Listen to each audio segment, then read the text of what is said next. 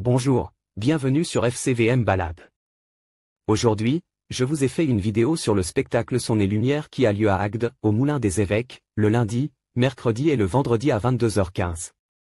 C'est le Château Laurence, joyau de l'art nouveau et symbole d'une destinée hors norme, qui est mis à l'honneur. Jusqu'au 29 août 2025, les spectateurs sont invités à vivre un moment suspendu entre poésie visuelle, musique originale et narration captivante.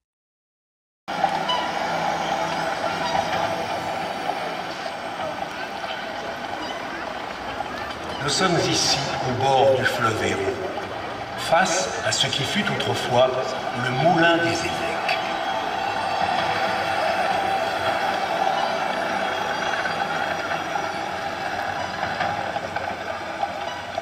Au Moyen-Âge, c'était là le cœur économique de la cité, lorsque les habitants venaient y moudre leurs grains.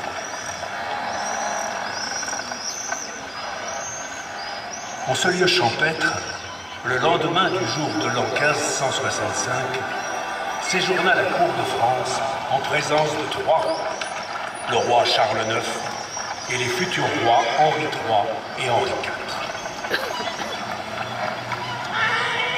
Ce moulin devient ensuite minoterie, usine électrique, conserverie de sardines et aujourd'hui lieu de vie et de rencontre.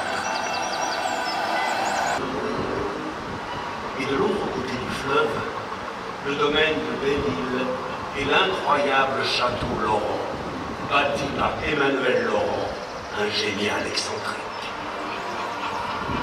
Car rien de grand ne se fait sans passion ni démesure.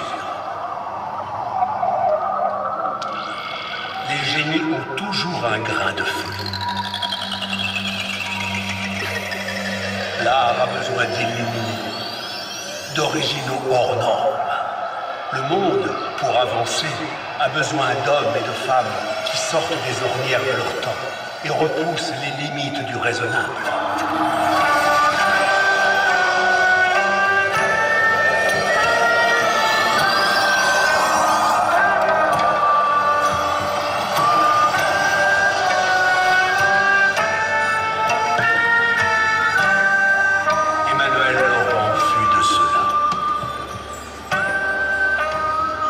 Lorsqu'à 24 ans, il hérite de l'immense fortune d'un cousin éloigné, il va mettre cet argent au service de ses appétits démesurés de vie, de découverte et de voyage. Il interrompt son doctorat de médecine et part courir le monde, de l'Inde à la Chine, des Seychelles au Turkestan, de Ceylan à l'Égypte.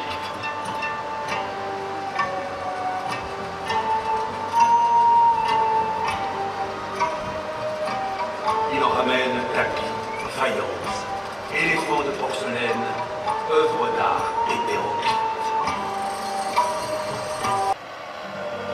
Il va même jusqu'à s'acheter un yacht pour faire une croisière autour de la Méditerranée.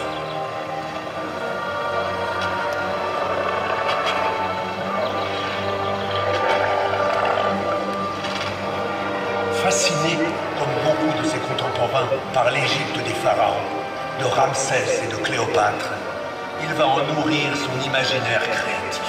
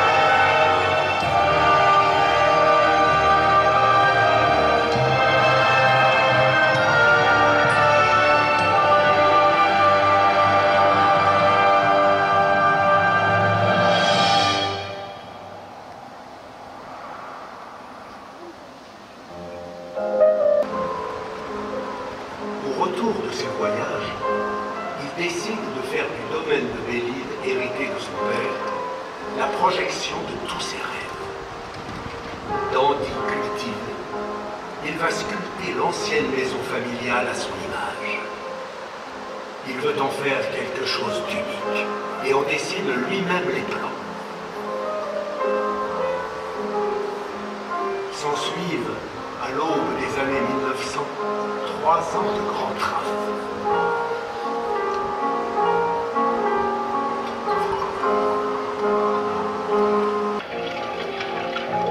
À l'intérieur, il rassemble sous forme de décor ce qui l'a fasciné au cours de ses voyages.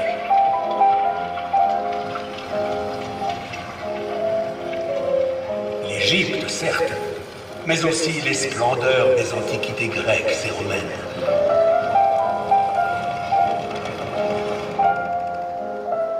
Sa villa aura un péristyle, un atrium, des colonnes monolithes de marbre, des mosaïques à la romaine, des fresques au sublime rouge pompéien.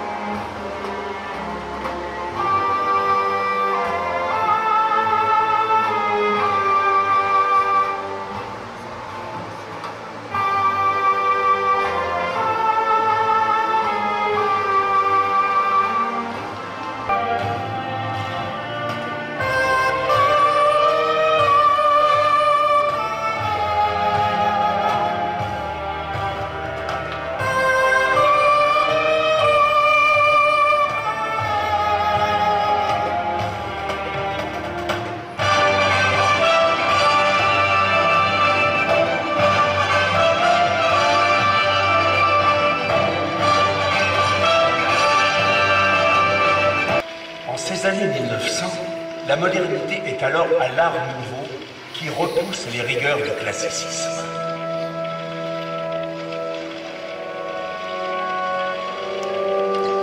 Emmanuel Laurent, dont beaucoup d'amis sont des peintres, va épouser la cause de cette révolution artistique. Il va faire de son château ce qui est aujourd'hui considéré comme un des grands chefs-d'œuvre art nouveau d'Europe.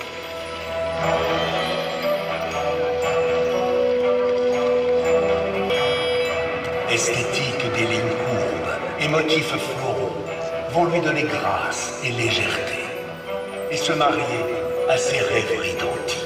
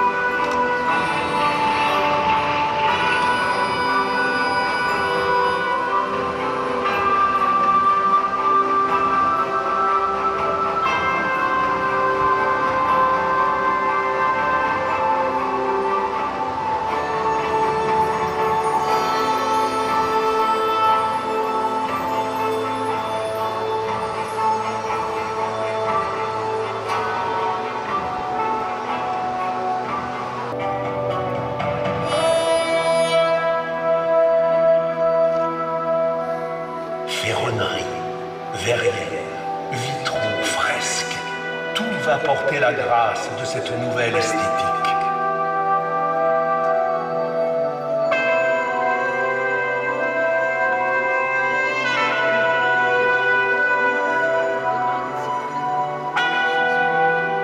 Pour le mobilier, Laurent passera même commande aux grands artistes novateurs de son temps.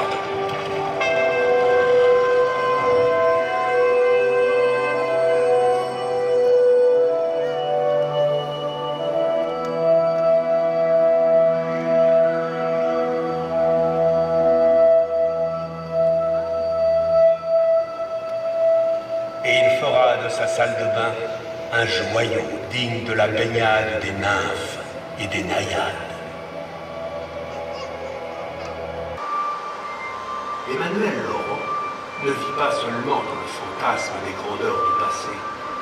Il est aussi paradoxalement fasciné par les progrès de la modernité. Comme Gaudi, il utilisera donc dans ses constructions le tout nouveau béton armé. Et comme Gustave Eiffel, des structures métalliques. Son château se verra par ailleurs doté de tout le confort moderne. Eau courante, chauffage au sol, radiateur et éclairage grâce à une centrale hydroélectrique. Il aura même une pièce laboratoire où il s'enferme de longues heures pour faire des expériences sur cette fée électricité qui le fascine.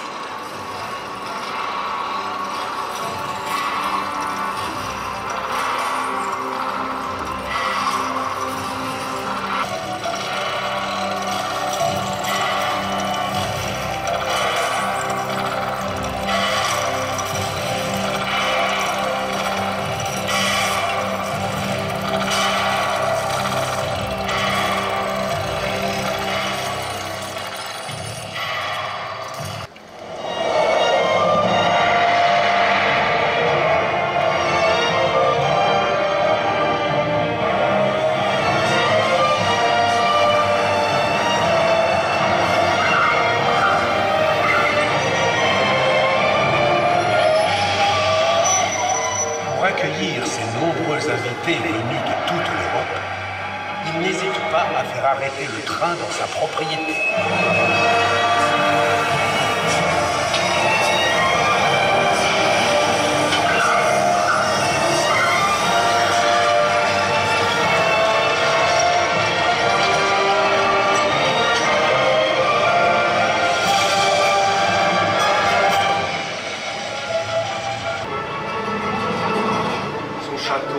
Devient très vite l'aimant de toute l'élite artistique et sociale.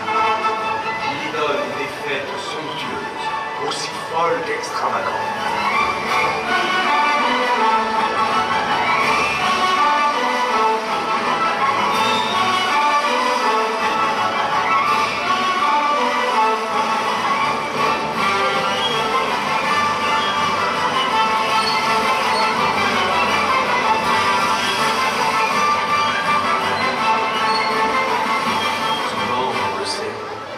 Qui brûlent la chandelle par les deux bouts finissent hélas ruinés.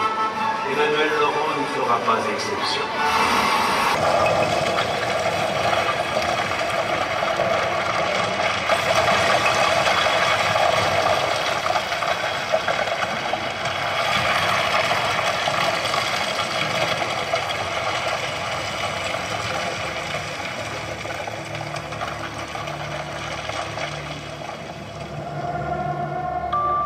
À cause de mauvais placements lors de la crise des années 30.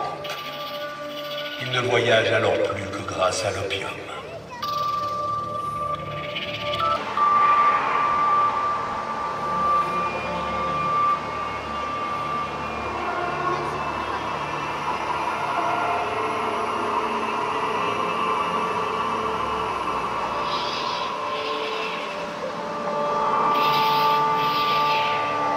Le château sera vendu en viager,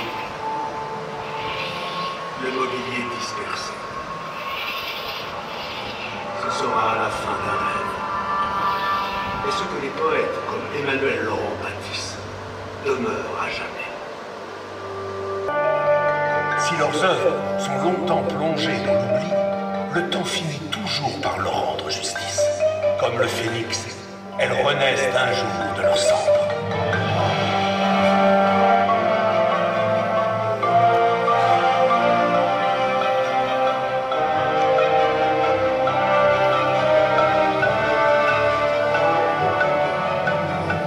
Début des années 2000 marque la renaissance du château Laurent. Classé monument historique, la ville d'Agde a confié sa restauration à des artisans et des architectes du patrimoine. Aujourd'hui, le château Laurent est rendu aux Agatois. dans sa forme première, tel qu'Emmanuel Laurent l'avait imaginé. Que tous ceux qui ont travaillé de tout leur cœur au miracle de cette renaissance en soient remerciés.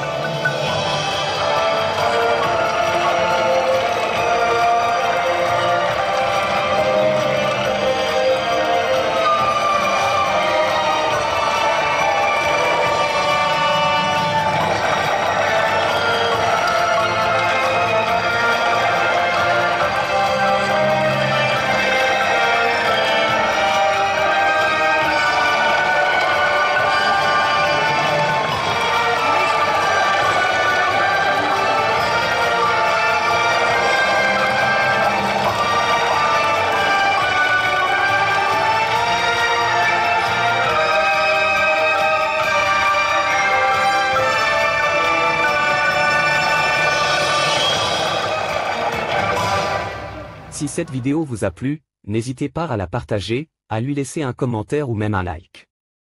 Cela me fait toujours très plaisir. Merci et à bientôt.